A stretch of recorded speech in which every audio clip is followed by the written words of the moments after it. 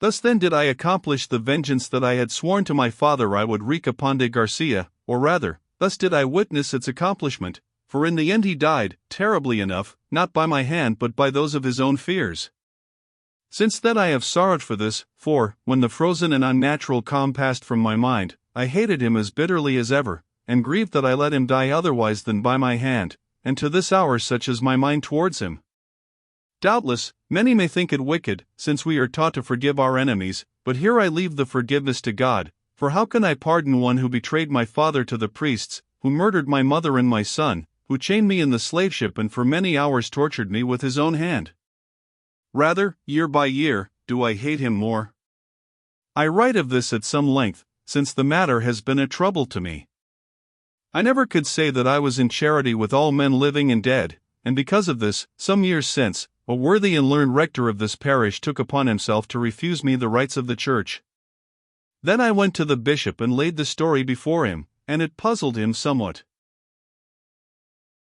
But he was a man of large mind, and in the end he rebuked the rector and commanded him to minister to me, for he thought with me that the Almighty could not ask of an erring man, that he should forgive one who had wrought such evils on him and his, even though that enemy were dead and gone to judgment in another place. But enough of this question of conscience. When de Garcia was gone into the pit, I turned my steps homewards, or rather towards the ruined city which I could see beneath me, for I had no home left. Now I must descend the ice cap, and this I found less easy than climbing it had been, for, my vengeance being accomplished, I became as other men are, and a sad and weary one at that, so sad indeed that I should not have sorrowed greatly if I had made a false step upon the ice. But I made none, and at length I came to the snow where the travelling was easy.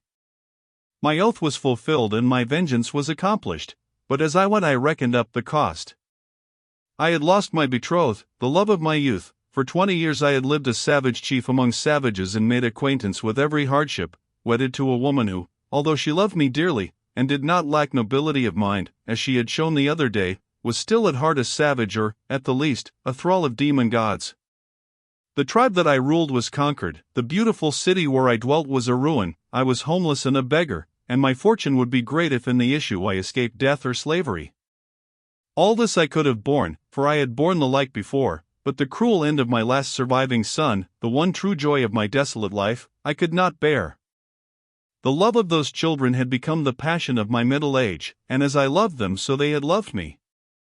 I had trained them from babyhood till their hearts were English and not Aztec, as were their speech and faith, and thus they were not only my dear children, but companions of my own race, the only ones I had. And now by accident, by sickness, and by the sword, they were dead the three of them, and I was desolate. Ah! We think much of the sorrows of our youth, and should a sweetheart give us the go-by we fill the world with moans and swear that it holds no comfort for us. But when we bend our heads before the shrouded shape of some lost child, then it is that for the first time we learn how terrible grief can be. Time, they tell us, will bring consolation, but it is false, for such sorrows time has no salves, I say it who am old, as they are so they shall be. There is no hope but faith, there is no comfort save in the truth that love which might have withered on the earth grows fastest in the tomb, to flower gloriously in heaven, that no love indeed can be perfect till God sanctifies and completes it with his seal of death. I threw myself down there upon the desolate snows of Zaca, that none had trod before, and wept such tears as a man may weep but once in his life days. O my son Absalom, my son Absalom! Would God I had died for thee, O Absalom, my son, my son! I cried with the ancient king, I whose grief was greater than his, for had I not lost 3 sons within as many years?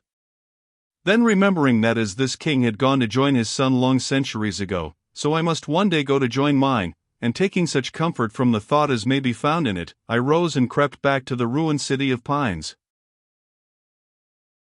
It was near sunset when I came thither, for the road was long and I grew weak. By the palace I met the Captain Diaz and some of his company, and they lifted their bonnets to me as I went by, for they had respect for my sorrows. Only Diaz spoke, saying, "Is the murderer dead?" I nodded and went on. I went on to our chamber, for there I thought that I should find Autumn. She sat in it alone, cold and beautiful as though she had been fashioned in marble. "I have buried him with the bones of his brethren and his forefathers," she said, answering the question that my eyes asked.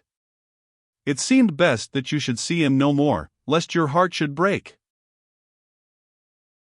"It is well," I answered, "but my heart is broken already."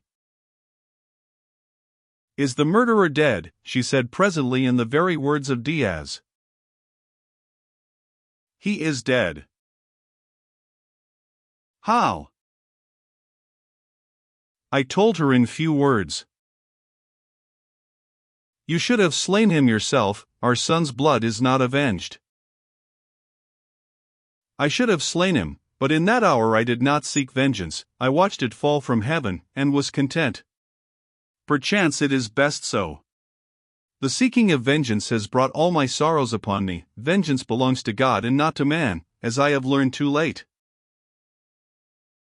"I do not think so," said Autumn, and the look upon her face was that look which I had seen when she smote the Tlascalan, when she taunted Marina, and when she danced upon the pyramid, the leader of the sacrifice. "Had I been in your place, I would have killed him by inches. When I had done with him, then the devils might begin, not before.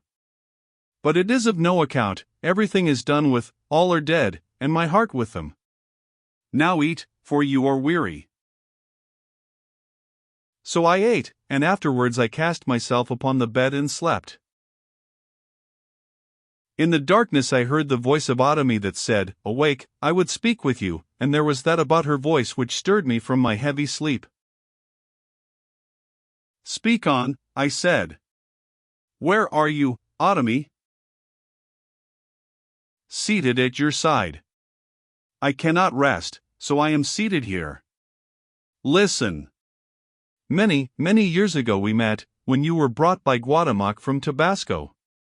Ah! Well do I remember my first sight of you, the Tule, in the court of my father Montezuma, at Chapultepec. I loved you then as I have loved you ever since. At least I have never gone astray after strange gods," and she laughed bitterly. "Why do you talk of these things, Autumn?" I asked. "Because it is my fancy to do so. Cannot you spare me 1 hour from your sleep, who have spared you so many? You remember how you scorned me, oh!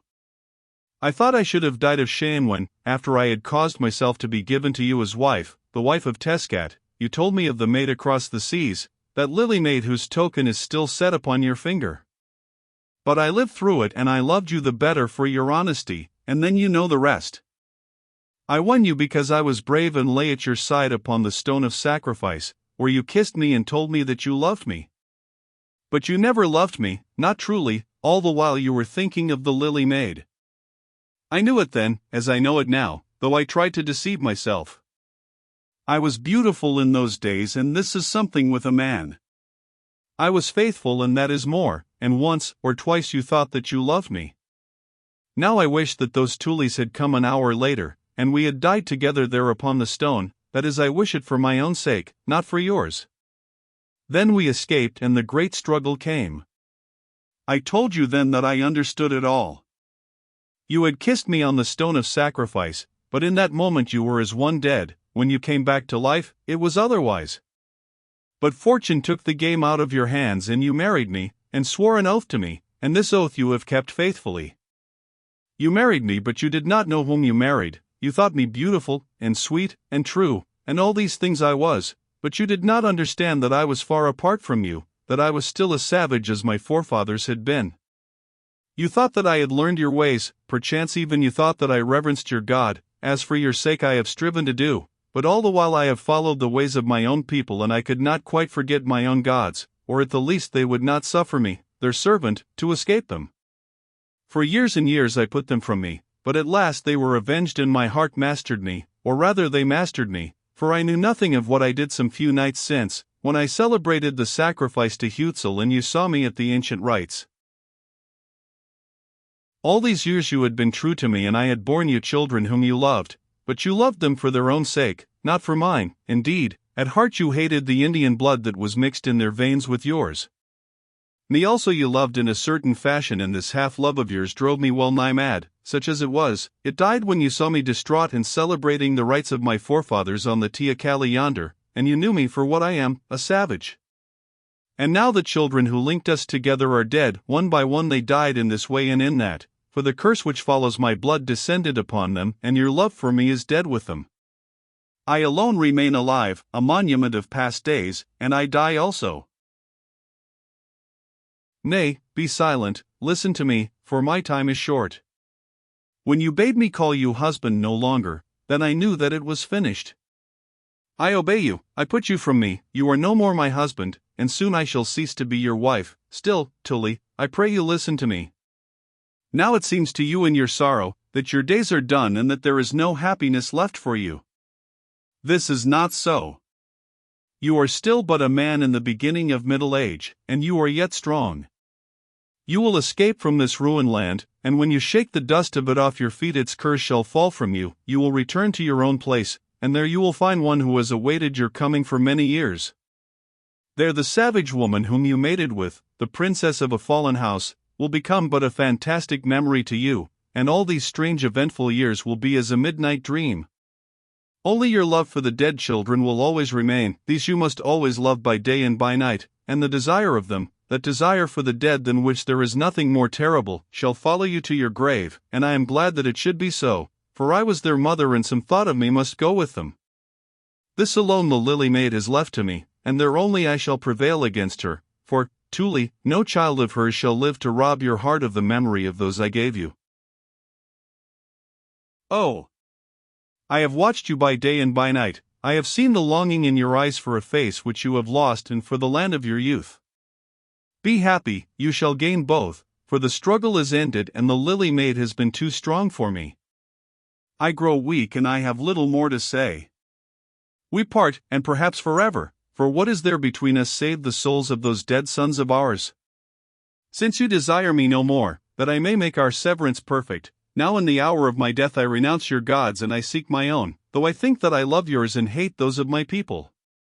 Is there any communion between them? We part, and perchance forever, yet I pray of you to think of me kindly, for I have loved you and I love you. I was the mother of your children, whom being Christian, you will meet again. I love you now and for always. I am glad to have lived because you kissed me on the stone of sacrifice, and afterwards I bore you sons. They are yours and not mine. It seems to me now that I only cared for them because they were yours, and they loved you and not me. Take them, take their spirits as you have taken everything. You swore that death alone should sever us, and you have kept your oath in the letter and in the thought.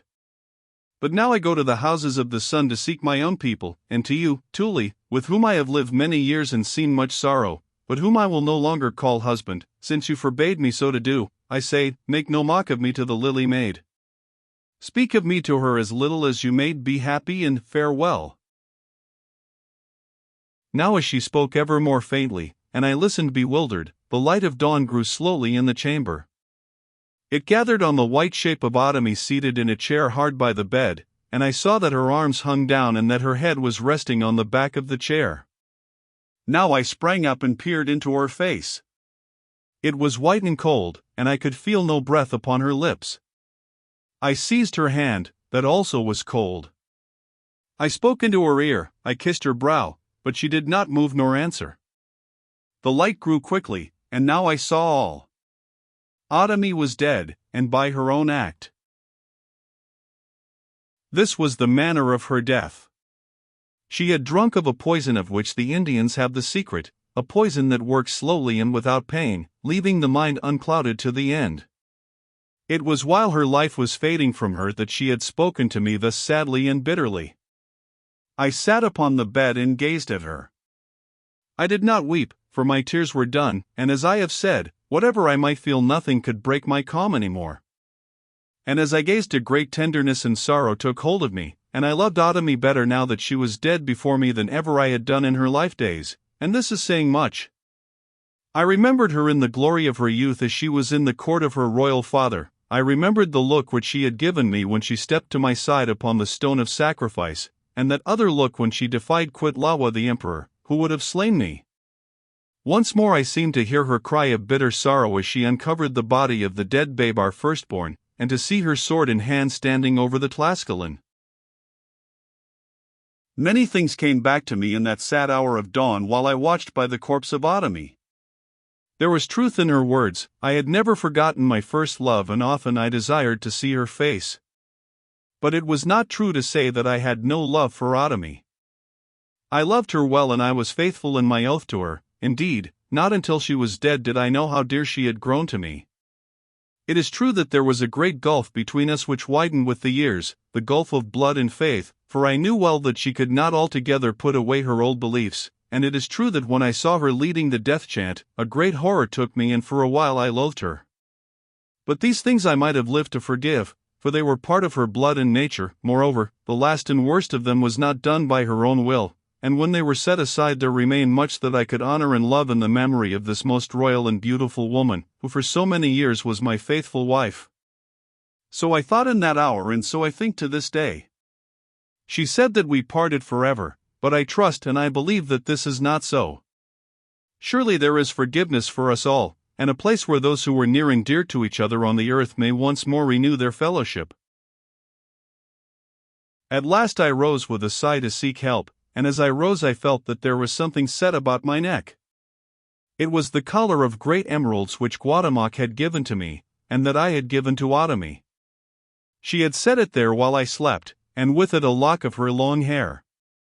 Both shall be buried with me.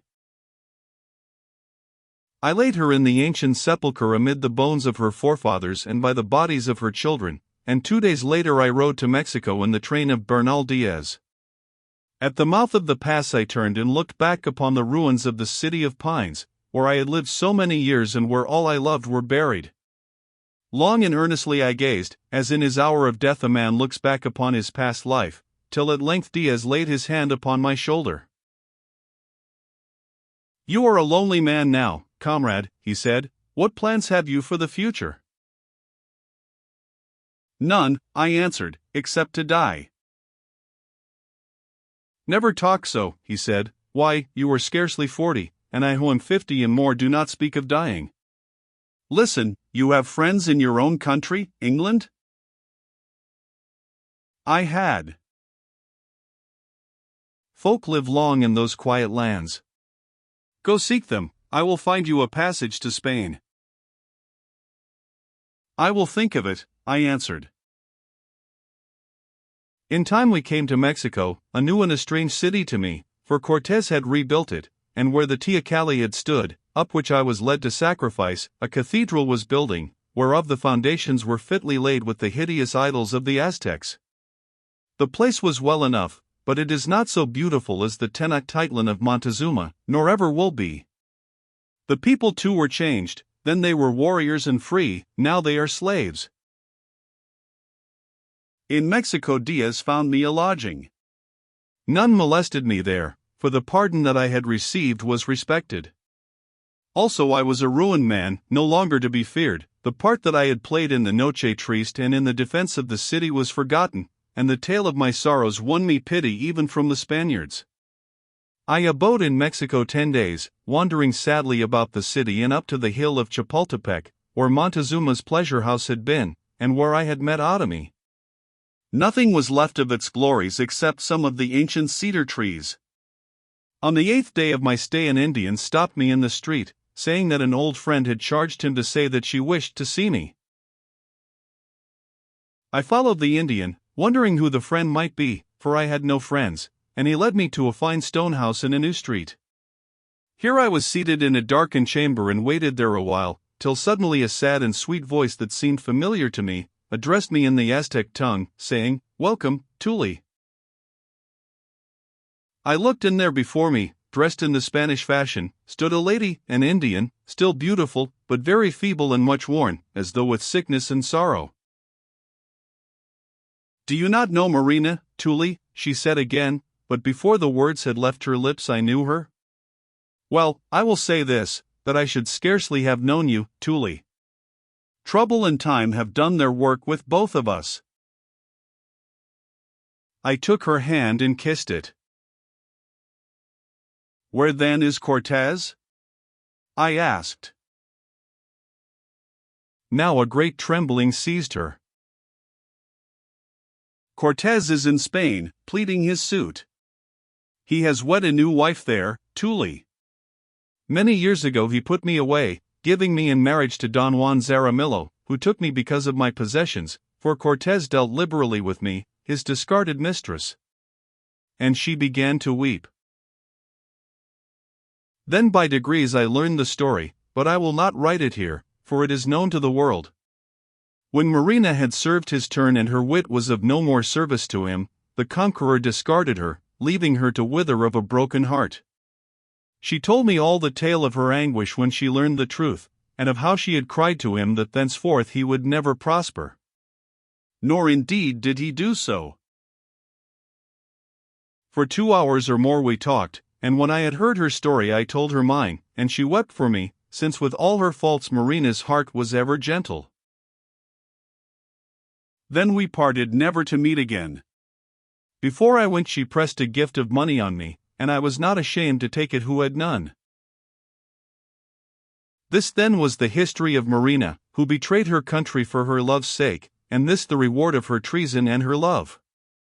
But I shall always hold her memory sacred, for she was a good friend to me, and twice she saved my life, nor would she desert me, even when Otomi taunted her so cruelly.